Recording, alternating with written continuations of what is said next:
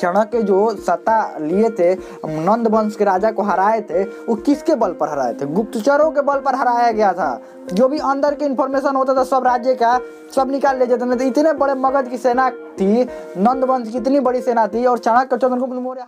आज हम लोग बात करने वाले हैं बीए पार्ट 1 हिस्ट्री ऑनर्स का पेपर 1। पेपर 1 का ये चैप्टर 9 है, और चैप्टर 9 का ये भाग 6 है। और आज ये हम लोगों का पूरा तरह से ये चैप्टर कंप्लीट हो जाएगा। उसके बाद इसका हम ऑब्जेक्टिव क्वेश्चन देखेंगे, उसके बाद सब्जेक्टिव क्वेश्चन, और उसके बाद इसका मॉडल सेट हम टेलीग्राम ग्रुप में देंगे। अगर अभी तक आपने टेलीग्राम ग्रुप नहीं ज्वाइन किया तो उसका लिंक इसी वीडियो के नीचे डिस्क्रिप्शन में दिया गया है, वहाँ से ज्वाइन कर सकते हैं, या आप टेलीग्राम में सर्च कर सकते हैं हिस्ट्री टॉक, और वहाँ पर आपको टेलीग्राम चैनल मिल जाएगा जिसको आप ज्वाइन कर सकते हैं, जहाँ पर हम मॉडल सेट देते हैं और आप वहाँ पर क्वेश्चन भी पूछ सकते हैं। मॉडल सेट हम देते हैं तो वहाँ पर आप आंसर लिख कर भेजते हैं, और हम बताते हैं कि कहाँ कहाँ आपने आंसर गलत किया है और कहाँ और सुधार की ज़रूरत है। तो ये सारी बातें वहाँ पर हम बताते हैं, तो आप चाहें तो टेलीग्राम ग्रुप ज्वाइन कर सकते हैं। अगर इससे पहले वाला भाग का वीडियो नहीं देखें, ये भाग 6 है, अगर इससे पहले वाला भाग का वीडियो नहीं देखें तो उसका लिंक इसी वीडियो के नीचे डिस्क्रिप्शन में दिया गया, वहाँ से देख सकते हैं, या इसी चैनल पर प्ले लिस्ट बना हुआ होगा, वहाँ से भी देख सकते हैं। चलिए हम लोग शुरू करते हैं। मौर्य युग के बारे में पढ़ रहे थे, और कौन कौन राजा के बारे में पढ़ लिए थोड़ा ये देख लेते हैं हम। मौर्य वंश में, मौर्य वंश आज ये चैप्टर खत्म ही हो जाएगा। मौर्य वंश में कौन कौन से राजा के बारे में हम लोग बात करें। सबसे पहला शासक जो था चंद्रगुप्त मौर्य। चंद्रगुप्त मौर्य के बारे में बहुत अच्छा से बात कर लिए थे। उससे अगला था बिंदुसार। बिंदुसार के बारे में भी बात कर लिए थे। और उसके बाद सम्राट अशोक। सम्राट अशोक के बारे में हम लोग पढ़ रहे थे। चलिए अब सम्राट अशोक के बारे में थोड़ा जानते हैं। सम्राट अशोक के शासन प्रणाली के बारे में थोड़ा समझ लिए थे, और ये भी समझ लिए थे कि इसने जो था जिंदगी में एक ही युद्ध लड़ा था राजा बनने के बाद में। पहला और आखिरी युद्ध कौन सा युद्ध था? कलिंग युद्ध। कलिंग युद्ध के बाद इसका हृदय परिवर्तन हुआ, जिसको उसका जीवन का टर्निंग पॉइंट कहा जाता है। यहीं से हृदय परिवर्तन हुआ, और यहीं से ये बौद्ध धर्म ग्रहण कर लिया।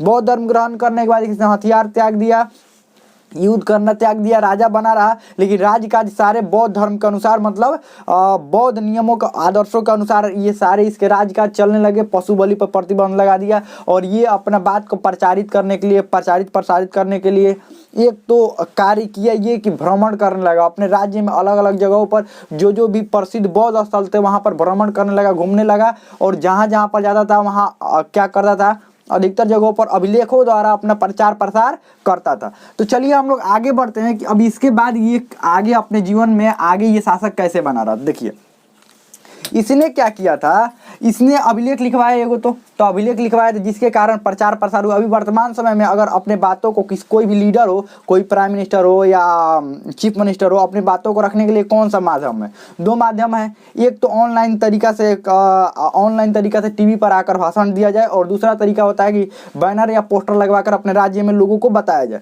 ठीक वैसे ही इसने क्या किया, इसने किया अपने जो इसने अभिलेखों द्वारा लोगों को अपने अहिंसा का जो मार्ग है, इसने जो अहिंसा का मार्ग अपनाया था, जो बौद्ध धर्म ग्रहण किया था, उस सारी बातों को बताने लगा। अब इसको थोड़ा सा प्रशासन के बारे में समझ लेते हैं, इसके धर्म के बारे में समझ लिए थे। ये बौद्ध धर्म में धर्म क्या था, ये कैसे बौद्ध धर्म अपना, ये सब समझ लिए थे। अब इसका थोड़ा समझते हैं कि इसका जो प्रशासन था वो कैसे कैसे था। प्रशासन समझने के लिए जिस तरह से हम बोले थे कि ये बहुत मगध जो था बहुत ही विस्तृत था, तो ये कई प्रांतों में मगध बटा हुआ था, और उसके बाद ये शासन करता था। तो आज देख लेते हैं कि कौन कौन से प्रांत थे। तो इसके प्रांत और उसकी राजधानी भी अलग अलग थी। इस समय भारत की में बहुत तरह के राज्य हैं। जैसे भारत की राजधानी है तो भारत की राजधानी है, और ये उनके फिर राज्य की राजधानी अलग अलग है। जैसे भारत की राजधानी नई दिल्ली हो गई, वैसे ही राज्यों की राजधानी भी अलग अलग है, राज्य भी और उसकी राजधानी भी है। ठीक वैसे ही उस समय मगध की राजधानी क्या थी? पाटलिपुत्र। और जो भी अलग अलग प्रांत थे उन सब की भी क्या थी? राजधानी थी। तो अलग अलग प्रांत कौन कौन थे? ध्यान से देखिए यहाँ पर प्रांत और राजधानी। मगध जो था वो अलग अलग प्रांतों में बटा हुआ था। कौन कौन सा प्रांत था? प्रांत। अब कौन प्रांत और उसकी राजधानी, कौन कौन सी राजधानी है ये थोड़ा समझ लेते हैं। पहला जो प्रांत था उत्तरापथ था। इसकी उत्तरापथ की जो राजधानी थी, उत्तरापथ उत्तर वाला जो हिस्सा था उसकी राजधानी तक्षशिला। उत्तरापथ की राजधानी थी तक्षशिला थी, ध्यान रखिएगा। आगे बढ़ते हैं। उत्तरापथ की राजधानी ये तक्षशिला थी। अगला था अवंती राष्ट्र, वही मध्य प्रदेश वाला हिस्सा। इसकी जो राजधानी थी उज्जैनी थी, ध्यान रखिएगा, उज्जैनी। ध्यान रखिएगा, उज्जैनी थी, उज्जैनी थी इसकी राजधानी। और देखिए उत्तरी पथ हो गया, अवंती राष्ट्र हो गया, उज्जैनी हो गया, और ये दक्षिणा पथ थोड़ा सा देख लेते हैं। दक्षिणा पथ, दक्षिणा पथ की जो राजधानी थी स्वर्णगिरी थी, स्वर्णगिरी, दक्षिण वाला जो हिस्सा था। अगला एक था ये कलिंग, कलिंग क्योंकि थोड़े दिन पहले ही जीता था ना, तो इसको अलग बना दिया था एक राष्ट्र। कलिंग की जो राजधानी आपको पता भी है तोसली थी कलिंग की राजधानी। और एक अंतिम था मध्य देश, मध्य देश की राजधानी पाटलिपुत्र थी, पाटलिपुत्र। अब एक बात समझिए, जैसे यहाँ पर ये साम्राज्य कौन सा, मगध साम्राज्य को कई प्रांतों में बांटा गया था। मगध की राजधानी थी पाटलिपुत्र, और यहाँ पर मध्य देश की भी राजधानी कहाँ थी, पाटलिपुत्र। जिस समय अभी भारत की राजधानी कहाँ है, नई दिल्ली, दिल्ली की भी राजधानी नई दिल्ली। ठीक वैसे ही यहाँ पर मगध की भी राजधानी पाटलिपुत्र और मध्य देश की भी राजधानी पाटलिपुत्र। ये अलग अलग प्रांत थे और इन प्रांतों की यहाँ राजधानी थी। अब प्रांत से थोड़ा सा इनके प्रशासन के बारे में समझ लेते हैं कि इनकी प्रशासन कैसे चलती थी। ध्यान रखिएगा, प्रशासन, एक मिनट बाद बताइए प्रशासन कौन डिसाइड करता होगा कैसे चलती थी। देखिए कहाँ से डिसाइड होता था प्रशासन की, प्रशासन चलेगा कैसे। सबसे पहले मौर्य साम्राज्य की स्थापना जो थे चंद्रगुप्त मौर्य ने किया था। इनके गुरु कौन थे, चाणक्य। चाणक्य द्वारा एक पुस्तक की रचना की गई थी, जिस पुस्तक का नाम आप लोग जानते होंगे, नहीं जानते तो बताते हैं, अर्थशास्त्र। इस पुस्तक का क्या नाम था, अर्थशास्त्र था। इसमें बहुत कुछ का वर्णन था कि राजा को प्रशासन कैसे चलाना चाहिए, या प्रशासन में क्या क्या ये सैनिकों की सैन्य व्यवस्था कैसे होनी चाहिए, एक राजा के अंदर क्या क्या गुण होना चाहिए, उसके पड़ोसी कैसे होना चाहिए, और साथ में राजा का जो पुत्र और जो राजकुमार हो उस राजकुमार का पालन पोषण कैसे किया जाए ताकि वो एक सक्षम राजा बन पाए। ये सब के बारे में पूरा विस्तृत वर्णन यहाँ पर अर्थशास्त्र में दिया गया था, और अर्थशास्त्र द्वारा ही मौर्य साम्राज्य का प्रशासन चलता था। तो बताइए चंद्रगुप्त मौर्य ने अर्थशास्त्र के अनुसार अपना प्रशासन चलाया, बिंदुसार ने भी चलाया, तो क्या सम्राट अशोक नहीं चलाएगा। सम्राट अशोक भी अपना प्रशासन किसके अनुसार चलाता था, यही अर्थशास्त्र के अनुसार। तो मौर्य जो प्रशासन है लगभग सब समान ही रहा। चंद्रगुप्त मौर्य के समय, बिंदुसार के समय और सम्राट अशोक के समय सब जो प्रशासन था समान ही रहा। तो चलिए देखते हैं कैसे कैसा प्रशासन था। प्रशासन, मौर्य साम्राज्य के समय प्रशासन देख लेते हैं। प्रशासन, अब देखिए प्रशासन देखने के लिए ये समझना थोड़ा सा जरूरी है कि ये प्रशासन कैसा था। प्रशासन इनका केंद्रीकृत था लेकिन निरंकुश नहीं था। आप कहेंगे केंद्रीकृत क्या होता है, कि पूरा जो शासन का मुख्य जो शक्ति होता है वो केंद्र के हाथ में होता है। केंद्र का मतलब क्या होता है, जैसे अभी हमारा जो भारत है, क्या भारत में केंद्रीकृत शक्ति है, नहीं।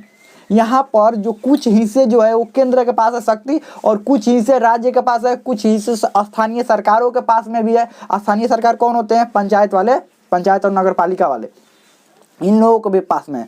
देख रहे हैं ना हमारे देश में शक्तियों का विभाजन कैसे किया गया है, पहले सबसे पहले केंद्र का स्तर पर, फिर राज्य का स्तर पर, और फिर स्थानीय स्तर पर। लेकिन सबका जो शक्ति है वो बंटवारा किया गया, लेकिन यहाँ पर शक्ति का बंटवारा नहीं किया गया था।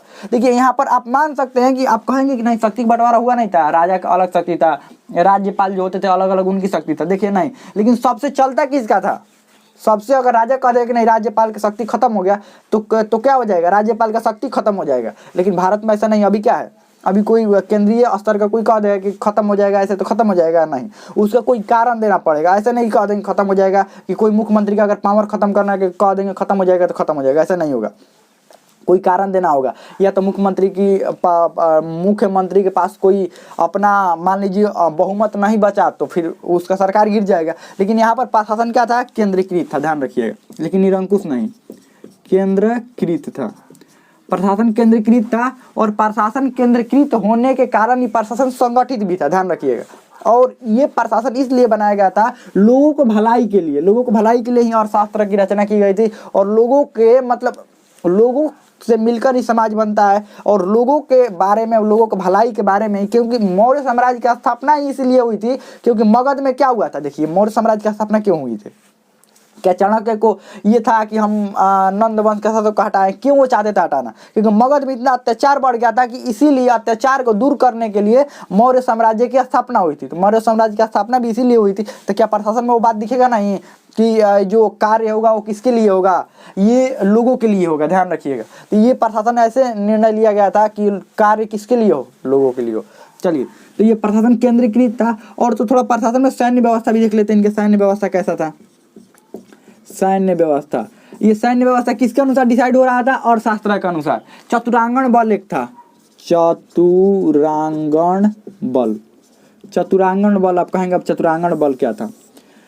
चतुरांगण बल ऐसा था कि 4 तरह के इसमें इनके सैन्य व्यवस्था में शक्तियां होती थी। पहला पैदल सैनिक, पहला पैदल।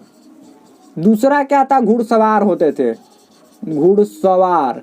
तीसरा हाथियों के साथ में, हाथी, हाथी। तीसरा क्या था? हाथी, हाथी। और चौथा क्या था? रथ, रथ। इतने तरह की इनके सेना में सैनिक शामिल थे, ध्यान रखिएगा। पैदल, घुड़सवार, हाथी और रथ पर ध्यान रखिएगा। चतुरांगण बल सैन्य व्यवस्था ऐसे ही होता था, ध्यान रखिएगा। अब इनको थोड़ा न्याय व्यवस्था देख लेते हैं।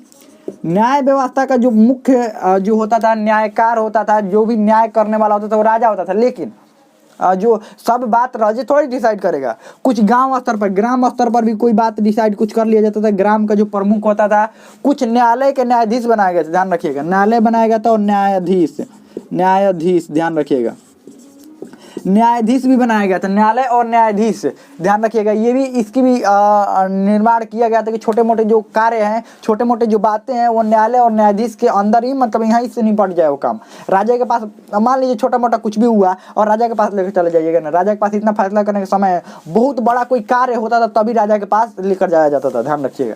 अब इनके थोड़ा सा गुप्तचर विभाग के बारे में हम लोग देख लेते हैं कि गुप्तचर विभाग कैसा था इनका, ध्यान रखिएगा। गुप्तचर विभाग, गुप्तचर विभाग कैसा था? विभाग, गुप्तचर विभाग अभी खुफिया एजेंसी जानते हैं ना, यही गुप्तचर विभाग था। अभी भी तो वर्तमान में कोई भी सरकार चलाना होता है उनको गुप्तचर विभाग रखना ही होता है, ध्यान रखिएगा। और बड़े बड़े गुप्तचर विभाग होते हैं। सभी देश अपना अपना गुप्तचर रखते हैं, वही खुफिया विभाग जो होता है वही गुप्तचर रखते हैं। ये भी गुप्तचर विभाग, इनके 2 तरह के गुप्तचर है, ध्यान रखिएगा। चाणक्य को सत्ता मिली ही इसीलिए थी।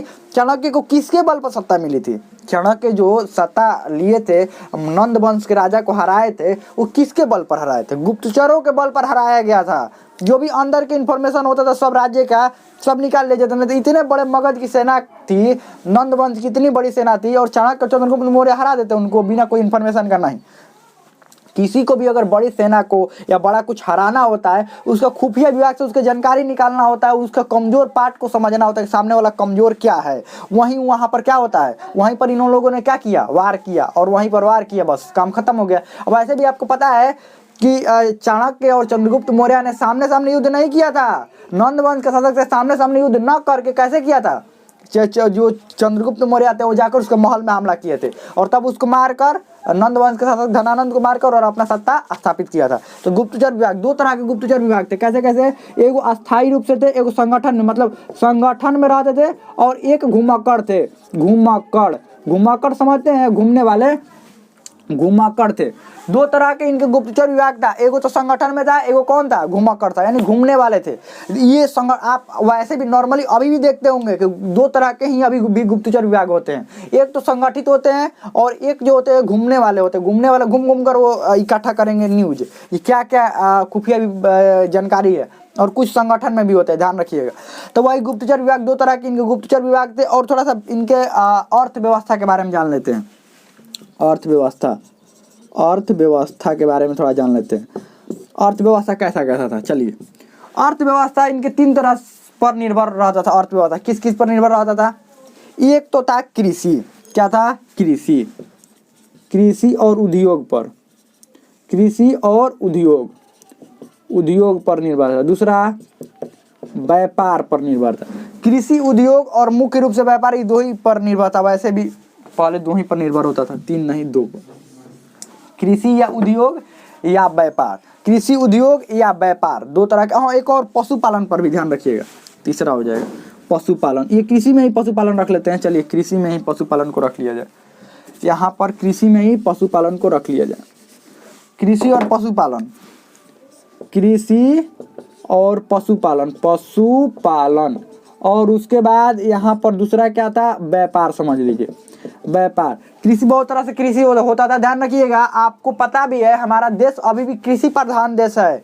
आपको पता है कि मगध वाले क्षेत्र में, जो मगध की राजधानी थी पटना, इसके आसपास वाले जो मैदानी भाग में है, यहाँ पर कृषि बहुत अच्छा होता है, यानी कि फसलें बहुत अच्छी होती है, ध्यान रखिएगा। इसीलिए यहाँ पर कृषि सबसे ज़्यादा प्रमुख। उस समय ज़्यादा उद्योग धंधे भी नहीं थे, तो कृषि था और लोग पशुपालन करते थे। कृषि और पशुपालन और व्यापार। यहाँ से व्यापार कहाँ कहाँ होता था, रोम, मिस्र, फारस, ये सारे जगहों पर ध्यान रखिएगा। कहाँ कहाँ, रोम, मिस्र, ये याद रखिएगा, रोम, मिस्र और फारस, इन सभी जगहों पर व्यापार होता था। किस किस चीज का व्यापार होता था, रंगों का व्यापार होता था, हाथी दांत का व्यापार होता था, दांत, कभी कभी इन फसलों का भी व्यापार होने लगता था, ये सब होता था, ध्यान रखिएगा। लकड़ियों का, मुख्य रूप से लकड़ी का यहाँ की जो पाटलिपुत्र के जंगलों की जो लकड़ी थी बहुत मजबूत होती थी, ध्यान रखिए। तो इन लकड़ियों का भी व्यापार होता था। और यहाँ पर यहाँ से और भी कई तरह की चीज़ों का व्यापार होता था।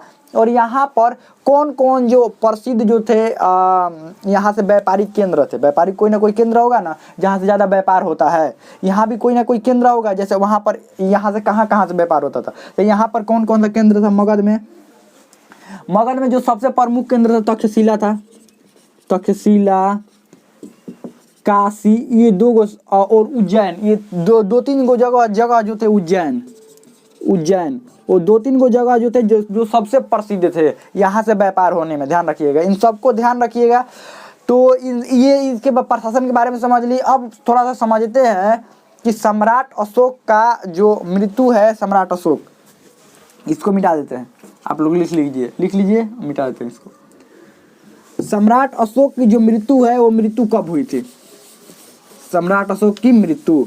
तो सम्राट अशोक की जो मृत्यु है 232 ईसा पूर्व में सम्राट अशोक की मृत्यु हो गई थी। 232 ईसा पूर्व में इनकी मृत्यु हो गई थी। मृत्यु के बाद कोई सक्षम राजा हो नहीं पाया इनके जितना ताकतवर। जैसे चंद्रगुप्त मौर्य, बिंदुसार भी ठीक ठाक ताकतवर थे, ये सम्राट अशोक ताकतवर, तो इनके जितना ताकतवर कोई राजा नहीं हो पाया। और ज़्यादा कुछ वर्णन मिलता भी नहीं। ये तो अभिलेख लिखवाया और कोई अभिलेखों नहीं लिखवाया, ना कुछ किया, तो उनके बारे में जानकारी नहीं मिल पाता। ये माना जाता है कि इनके बाद कुछ राजा हुए जिनमें से एक नाम था दशरथ। ध्यान रखिएगा, दशरथ नाम का एक राजा हुआ, दशरथ नाम का। और उसके बाद इनका अंतिम राजा का दशरथ एक राजा हुआ। और एक अंतिम राजा का क्या नाम माना जाता है, अंतिम बृहद्रथ का एक सेनापति था जिसका नाम था सेनापति जिसका नाम था पुष्यमित्र शुंग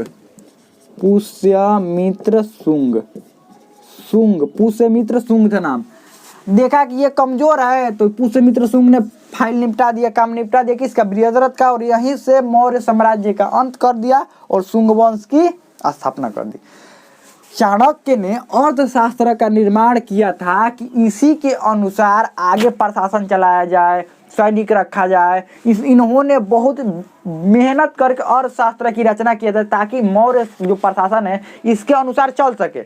लेकिन आगे आने वाले जो शासक थे, जैसे सम्राट अशोक के बाद, किसी ने अर्थशास्त्र की बात समझा ही नहीं, ना कुछ किया, ना उसके अनुसार आने वाले जो राजकुमार है उनकी शिक्षा दी गई और न ही राजकुमारों को शिक्षा दी गई। तो जो राजा हुए वो निर्बल राजा हुए, कोई भी राजा में उतनी ताकतवर शक्ति नहीं रही। उसके बाद क्या हुआ, मौर्य प्रशासन का काम में खत्म हो गया, मौर्य वंश से खत्म हो गया यहाँ से। तो मौर्य वंश खत्म होने का जो पतन का कारण क्या लिखेंगे, मौर्य वंश के पतन का कारण। कई इतिहासकार अपना अपना मत देते हैं। तो सबसे पहला कारण निर्बल शासक। सबसे पहला पतन का कारण क्या था कि निर्बल शासक हो गए थे, जिसके कारण पतन हो गया था।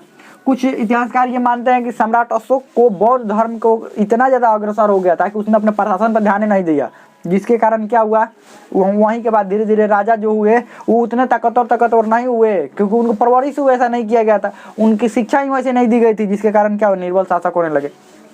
और उन शासकों में राष्ट्रवाद की कमी थी, उन शासकों में राष्ट्र प्रेम की कमी थी, ध्यान रखिएगा, राष्ट्रवाद की कमी। और शासक क्या होने लगे, अपने भोग में जिंदगी बिताने लगे। ध्यान रखिए, स्वार्थी शासक, स्वार्थी शासक, स्वार्थी शासक होने लगे। और जिसके कारण उनका और ज़्यादा ध्यान कहाँ पर रहता था, वो अपने कार्यों पर ज़्यादा ध्यान लगाए रहते थे। इसीलिए जो शासक हुए वो क्या होने लगे, कमज़ोर कमज़ोर होने लगे। और उनके ये सैन्य व्यवस्था पर ध्यान न देना, ये सब कारण था जिसके कारण बृहदत्त बहुत ही कमज़ोर हुआ। और जब देखा कि पुष्यमित्र शुंग ने बृहदत्त बहुत ज़्यादा कमज़ोर है, तो ये सेनापति था इनका निपटा दिया और यहाँ से स्थापना कर दी किस वंश का, शुंग वंश का। तो हमें लगता है बहुत अच्छा से ये समझ में आ गया होगा। ये चैप्टर पूरी तरह से हो गया कंप्लीट। और इसके बाद हम लोग इसका ऑब्जेक्टिव क्वेश्चन देखेंगे, उसके बाद सब्जेक्टिव क्वेश्चन। और जैसे ही ये चैप्टर समाप्त हो जाएगा, चैप्टर समाप्त होने के बाद हम लोग ये ऑब्जेक्टिव क्वेश्चन सब्जेक्टिव क्वेश्चन हो जाएगा, उसके बाद हम उसका मॉडल सेट टेलीग्राम ग्रुप में दे देंगे। तो हमें तो समझ में आ गया होगा। अब इसमें कोई भी डाउट हो, कोई भी क्वेश्चन हो, आप कमेंट में पूछ सकते हैं। हमें तो समझ में आ गया होगा।